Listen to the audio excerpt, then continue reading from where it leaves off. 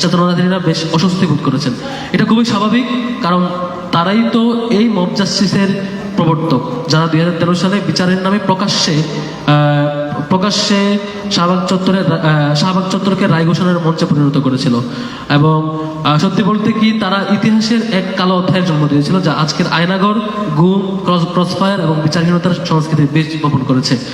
শাহবাগের প্রজন্ম কখনোই আইনের শাসন বিশ্বাস করেনি। তারা আইনকে মাথা নত করাকে চেয়েছে, আইনকে মাথা নত করাতে চেষ্টা করেছে এবং করেছেও। মব তৈরি করেছে, মিডিয়া ম্যানিপুলেট করে, আবেগ দিয়ে জাতিকে ধোঁকা দিয়েছে। তারা কখনো এটিএম আজহার, কখনো দেলোয়ার হোসেন সাঈদীর মতো নেতৃবৃন্দকে ন্যায় বিচারের অধিকার কখনোই স্বীকার করেনি। অথচ নিজেরা কখনোই সে বিচারকে আইনগতভাবে চ্যালেঞ্জ করার সাহস দেখায়নি, বরং বিভিন্ন ট্যাগ দিয়ে, তকমা দিয়ে প্রতিপক্ষকে গায়েল করা ছিল তাদের একমাত্র রাজনীতি। আমরা মনে করি এই তথাকথিত চেতনার সৈনিক বামপন্থীরা বাংলাদেশের রাজনীতি থেকে আদর্শভাবে দেউলিয়া হয়ে গেছে। তারা আজও শেখ হাসিনার ফেসিবাদকে টিকিয়ে রাখার জন্য বর্ণচোরা ষড়যন্ত্রে লিপ্ত। কিন্তু তারা জানে না, জুলাই আগস্ট গণ অভ্যুত্থান সেই ফেসিবাদকে ইতিহাসের গর্তে ছুড়ে ফেলেছে। আর তাদের বিভাজনের রাজনীতিও আজ জঞ্জাল। 2, বিশ্ববিদ্যালয় প্রশাসনের অনুরোধ ও আমাদের সহযোগিতা। প্রদর্শনের কিছু উপকরণ নিয়ে বিশ্ববিদ্যালয় প্রশাসন আমাদের সঙ্গে যোগাযোগ করে এবং সার্বিক শৃঙ্খলার কথা চিন্তা করে আমরা কিছু নির্দিষ্ট উপকরণ সরিয়ে নেওয়ার আমাদের কাছে। আমরা স্পষ্ট করে বলতে চাই, বিশ্ববিদ্যালয় ক্যাম্পাসের সার্বিক শৃঙ্খলা ও দায়িত্বশীলতার প্রশ্নে ইসলামী ছাত্র শিবির সর্বদাই ঐতিহ্যবাহী ভূমিকা রেখে এসেছে এবং অতীতেও রেখেছে, আজও তার ব্যতিক্রম করেনি। সম্মান জানিয়ে আমরা প্রদর্শনের নির্দিষ্ট অংশ বিশ্ববিদ্যালয় প্রশাসনকে সরিয়ে নিতে চাইলে আমরা তাদেরকে বাধা দিয়ে নেই, বরং সম্মান জানিয়েছি। উল্লেখ্য যে এই প্রক্রিয়া পরিচালনা করেছে প্রক্টর অফিস। আমরা মনে করি আমাদের রাজনৈতিক পরিপক্কতার পরিচয় এবং দায়িত্বশীলতার প্রকাশ এটি, এবং এটি শান্তিপূর্ণ গণতান্ত্রিক পরিবেশ গঠনের প্রতি আমাদের দায়বদ্ধতার বহিঃপ্রকাশ। আজ আমরা স্পষ্ট ভাষায় বলছি যে যেই শাহবাগের হাত ধরে দেশে বিচারহীনতা, মব সংস্কৃতি হয়েছিল, যেই শাহবাগের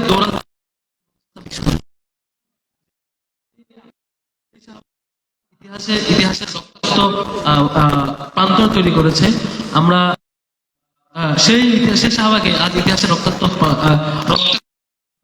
যে অধ্যায়, সেখানে ৩০ পরাজিত হয়েছে জুলাই আগস্ট এবং অভ্যুত্থানের মাধ্যমে। আমরা আরো বলতে চাই, ফ্যাসিবাদ পতনের 1 বছরের মাথায় ফ্যাসিবাদের দূষরদের ফ্যাসিবাদী কর্মকাণ্ড ও বয়ানের পুনরুৎপাদন জুলাই স্পিরিটের সাথে সরাসরি সাংঘর্ষিক।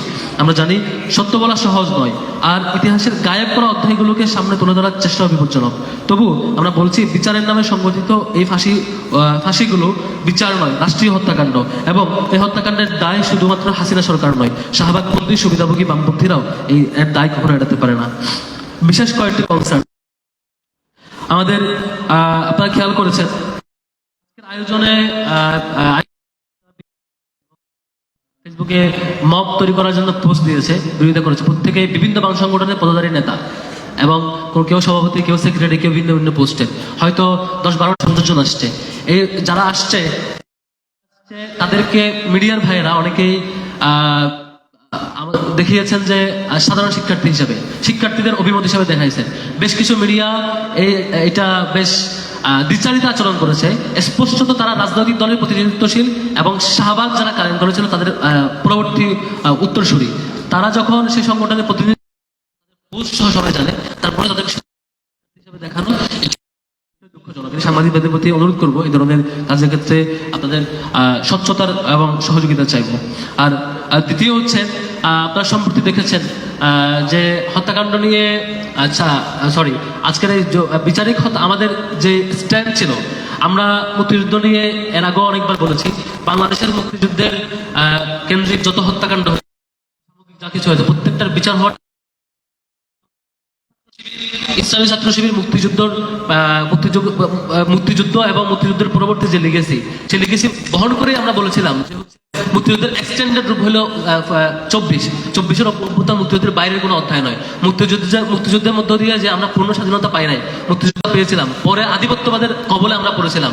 একটা চক্র বাকশাল কায়েম করেছিল, বাকশাল কায়েম করে মুক্তিযুদ্ধের সাথে বিট্রে করেছে, মুক্তিযুদ্ধের বিপরীত আদর্শ এস্টাবলিশ করেছিল। বাকশালের সহযোগী হয়ে বাকশাল এস্টাবলিশ করে এই জাতিকে বিভক্ত করেছে এবং সেই গ্রুপের পরবর্তী প্রজন্ম এসে 13 সালে শাহবাগ কায়েম করেছে। শাহবাগ কায়েম করে আপনারা দেখেছেন দেলোয়ার হোসেন সাঈদীর রায় দেওয়ার পরে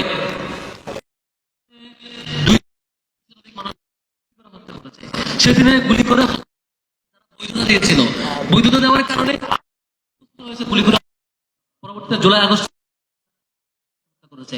এই যে বৈধতা দেওয়া, যারা সেই প্রকাশ্যে শতাধিক মানুষকে 200 শতাধিক মানুষকে হত্যা করাকে বৈধতার মতামত দিয়ে বৈধতা উৎপাদন করেছে, তারা এই দায় কখনো এড়াইতে পারে না। তাদের কারণে আওয়ামী লীগ পরবর্তীতে জুলাই আগস্টের গণঅভ্যুত্থানে হাজার হাজার মানুষকে গুলি করে হত্যা করেছে এবং এটা তারা এনজয় করেছে।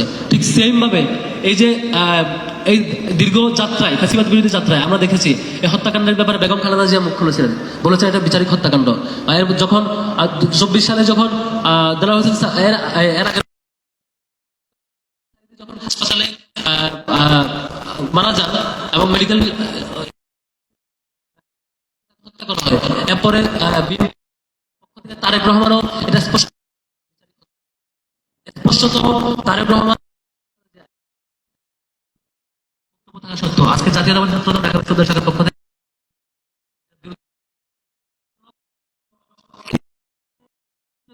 বিপরীত অবস্থা। আমরা সকল ধরনের বিচারিক হত্যাকাণ্ডের বিরুদ্ধে আমাদের রাজনৈতিক অবস্থান ছিল, সামনেও থাকবে। যেখানে সাক্ষ্যকে দেলোয়ার হোসেন সাঈদীর যে যাকে রাষ্ট্র চাপ দিচ্ছিল যে তাদের পক্ষে সাক্ষ্য দেওয়ার জন্য, সেই তার প্রতিবেশী হিন্দু ধর্মাবলম্বী হওয়া সত্ত্বেও সে যখন রাজি হয়নি, তাকে কোর্টের সামনে থেকে গুম করে ফেলা হয়। গুম করে ফেলার পর তাকে পাওয়া গেছে কোথায়? পাওয়া গেছে ভারতে। তাকে ভারতে পাচার করে দেওয়া হয়। আপনারা জানেন মীর কাসেম আলী যখন বিচার প্রক্রিয়া চলতেছিল, তার পরবর্তীতে তার সন্তান যে অ্যাডভোকেট, যে তার আইনজীবী, অ্যাপয়েন্টেড আইনজীবী, তাকে গুম করে আয়নাঘরে বন্দী করা হয়। এই যে সাক্ষ্য গুম করা, আন্তর্জাতিক নীতিমালা ব্রেক করা, আন্তর্জাতিক নীতিমালা লঙ্ঘন করে বিচার প্রক্রিয়া বাস্তবায়ন করা এবং স্কাইপিং লাইনের ঘটনা হচ্ছে, কাকে রায় দিতে হবে, একটা রায় দিতেই হবে, আমি খারাই দাম বসায় দিবেন, এই জিনিসগুলো শুনছেন নাটক মঞ্চস্থ কিভাবে করছে স্কাইপিং লাইনের সবার জানা আছে। এই সামগ্রিক সবকিছু হওয়া সত্ত্বেও যারা এই ধরনের স্পষ্ট বিচারিক হত্যাকাণ্ডের পক্ষে যায়, তারা নিশ্চয়ই আবারও ফিরিয়ে আনার ষড়যন্ত্রে তৎপর। তারা নিশ্চয়ই আমরা বিচারিক হত্যাকাণ্ডের বিরুদ্ধে আগেও ছিল, এখনো থাকবে। আর একই সাথে মুক্তিযুদ্ধের ব্যাপারে তাদের অভিযোগ হচ্ছে আমরা নাকি 71 এবং 24 বিরুদ্ধে নিয়ে যাচ্ছি। আমরা আগেও বলেছি এই অঞ্চলের ইতিহাস দীর্ঘদিন ইতিহাস।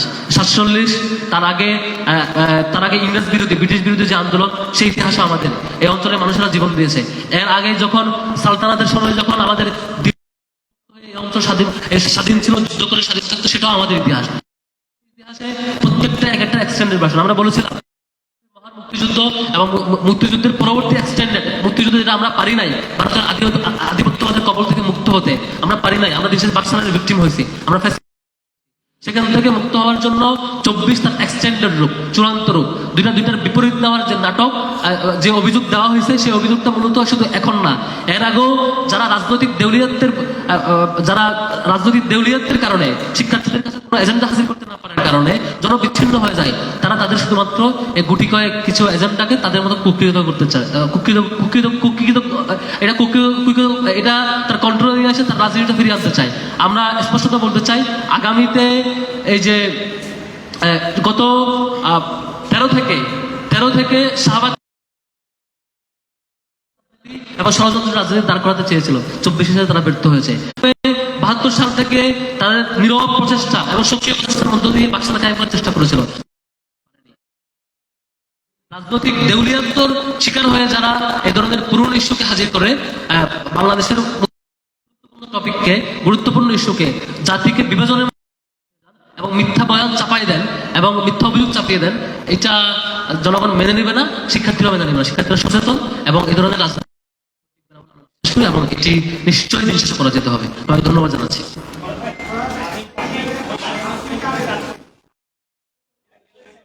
একজন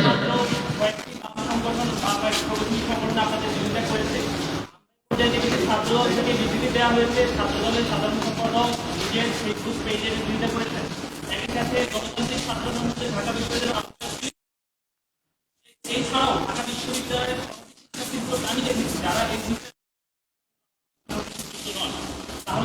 তাহলে শুধুমাত্র এভাবে ফ্রেম করছেন একদল বামপন্থী বা বামপন্থী রাজনৈতিক ব্যক্তিবর্গ এখানে বিরোধিতা করছেন, এটা একটা পয়েন্ট। দ্বিতীয় পয়েন্ট হচ্ছে হত্যাকাণ্ডের কথা বলছেন, কিন্তু এদিকেও কি আপনারা অস্বীকার করছেন কিনা? আমরা আমরা স্পষ্টত বলেছি আমি এবং আমার সংগঠন মুক্তিযুদ্ধের বিচারের পক্ষে আগেও ছিলাম। মুক্তিযুদ্ধে যে অপরাধ করেছে, মুক্তিযুদ্ধে যারা অপরাধী, গণহত্যা করেছে, অন্যান্য অপরাধ করেছে, তাদের বিচারের পক্ষে সবসময় ছিলাম। বিচারটা ফেয়ার হওয়া উচিত। বাংলাদেশের দুর্ভাগ্য যে সেই 71-এ মুক্তিযুদ্ধ হয়েছে, এরপর আওয়ামী লীগ বহুবার ক্ষমতায় আসছে, বিএনপি আসছে, কেউ এই নিয়ে কাজ করে নাই। এবং যারা যারা আজকে কথা বলছেন তারাই তো কাজ করে নাই। আজকে ছাত্র যার ব্যাপারে আপনি কথা বলছেন, তাদের ব্যাপারে বিএনপি তো তাদের সাথে ক্ষমতা আসে, তাদেরকে মন্ত্রী বানাইছে না। খালেদা জিয়া তাদের ব্যাপারে বলছে না, তারা বিচার হত্যাকাণ্ডের শিকার, তারা রহমান বলছে না। আর যাদেরকে আপনি কোট করছেন তারা কি তাদের এই বক্তব্যের খালেদা জিয়া কিংবা তারেক রহমান তাদের বক্তব্যের বিরোধী অবস্থান নিচ্ছে? আর দ্বিতীয়ত হচ্ছে এখানে ফ্রেমিংটা ভুল হয়েছে। মূলত মেন জায়গাটা এটা, ফ্রেমিংটা হচ্ছে আমরা মুক্তিযুদ্ধে রাজাকার ইস্যু, হত্যাকাণ্ড ইস্যু, এই ফ্রেমিং আমরা চাই না। বস্তুত হাসিনা কিভাবে প্রতিবাদ হয়ে উঠেছে প্রত্যেকটা ইস্যু আমরা হাজির করেছি। অন্যতম পার্ট এখানে বিচারিক হত্যাকাণ্ড শো করেছে, তারা বিচারিক হত্যাকাণ্ডের শিকার। এখানে এটা তো সত্য, বিচারিক হত্যাকাণ্ডের শিকার, আপনারা তো স্বীকার করবেন। এটা তারা বিচার করেছে, বিচারিক হত্যাকাণ্ডের শিকার। এ ব্যাপারে আপনারা দ্বিমত থাকলে লিগ্যাল অ্যাকশন নেন। এটি আমার ধারা মুক্ত হয়েছে, এটি আমাদেরকে আপনার সেই ফ্যাসিবাদী আমল ফাঁসির রায় দিয়েছে, এটি আমাদের মুক্ত হওয়ার পর আপনার তার ব্যাপারে কনসালটেন্ট লিগ্যাল অ্যাকশন নেন। লিগ্যাল অ্যাকশন কখনো দেওয়ার সাহস করা নাই এখন পর্যন্ত। তাদের ব্যাপারে কখনো কেউ লিগ্যাল অ্যাকশন নেয় নাই। এটা মূলত তাদের রাজনৈতিক দেউলিয়াতের বহিঃপ্রকাশ। আপনারা লিগ্যাল অ্যাকশন নিতে পারবেন না, ডকুমেন্টেড অভিযোগ করবেন না, শুধুমাত্র এলিগেশন দিবেন এবং মানে মব সৃষ্টি করবেন। এটা দুঃখজনক। আর শিক্ষার্থীদের যে রিয়েকশন বলছেন, এটা শিক্ষার্থীদের রিয়েকশন না, এটা মূলত মব ক্রিয়েট করা। এটা বাজে ফ্রেমিং করে, ভুল ফ্রেমিং করে তাদেরকে বলা হচ্ছে আমরা 24 এবং 71-কে মুখোমুখি করছি। এটা মিথ্যা অভিযোগ। তো এই মিথ্যা অভিযোগ দিয়ে এই রাজনীতি টিকবে না। এটা সাময়িক 10 মিনিটের মব তৈরি করা যায়। এই মব আপনারা 13 সালে শুরু করছেন, 24 সাল পর্যন্ত 10 বছর কন্টিনিউ করছেন, টিকতে পারেন না। দিন শেষে এরকম মব যদি 50 বছরও চালায় যান, দিন শেষে আপনাদের দিন শেষে দেউলিয়াতের বহিঃপ্রকাশ হবে এবং দিন শেষে এইভাবে জনবিচ্ছিন্ন হয়ে থাকবে। এটাই করে দিতে হবে দিন শেষে। জি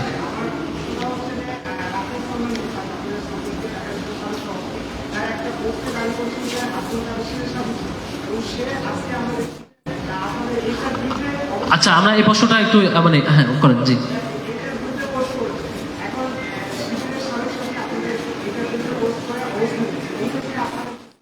শুনেন সম্মানিত ভাইরা, এই কনসার্ন অনেক সময় আসে যে অমুক শিবির করে কিনা, তমুকের এটা শিবির দায় নেবে কিনা, এটা এরকম কিনা। ছাত্র শিবিরের সাথে ছাত্র শিবির একটি যেহেতু বহুমুখী কর্মসূচি পরিচালনা করে, skill development programme, training programme তাদের, এবং সামগ্রিক যে লোকবলকে এবং শিক্ষার্থীদেরকে তৈরি করার জন্য বহু রকমের প্রোগ্রাম তৈরি করে। যেমন আজকে আমরা সাইকেল তৈরি করেছি, অনেক শিক্ষার্থী আসছে না। তো এখন ছাত্র শিবির যে করবে, যে রানিং অবস্থায় থাকবে, রানিং ম্যান পাওয়ার এবং রানিং দায়িত্বশীল, তার ব্যাপারে কোনো কনসার্ন আসে সেটা ছাত্র শিবির কোয়েশ্চেন করবেন। কখনো কেউ 1 মাসের জন্য, স্বার্থের জন্য, কোনো প্রয়োজনে, কিছু সময়ের জন্য কানেক্টেড ছিল বা ছিল না, অথবা কোনো প্রোগ্রামে আসছে, পরবর্তীতে তার সকল জিনিসের যদি মানে সংগঠনকে দায়ী করেন, এটা মানে ভুল অ্যাপ্রোচ হবে আর কি। রানিং তাদেরকে আমি কনসাল্ট করবো, যারা আমাদের কানেক্টেড ফ্রেমওয়ার্কের মধ্যে থাকবে, সংগঠনের ম্যান পাওয়ার থাকবে, তাদের ব্যাপারে কনসালটেন্ট স্পষ্ট জানাবেন। এগুলো নিয়ে আসলে এটা সঠিক অ্যাপ্রোচ না, কারণ মানুষের মত বদলাতেই পারে। আজকে যে শিবির করছে, আজকে যে শিবিরের মত পছন্দ হয়েছে, পুরো পছন্দ হতে পারে। আজকে যে শিবিরের বিরোধিতা করতেছে, বহু নজির আছে। একসময় বাম সংগঠন করছে, পরে ইসলামী সংগঠনে আসছে। আর বহু নজির আছে, একসময় ছাত্র শিবিরে আসছে, পরে হয়তো ছাত্র শিবির কন্টিনিউ শিবির শেষ করার পরে ক্রিটিক করছে। এটা হইতে পারে। তো এটার জন্য শিবিরকে কানেক্ট করা শুরু করে ছাত্র শিবিরের তাদের কোনো ম্যান পাওয়ার, কনসার্ন থাকে সেটা। জি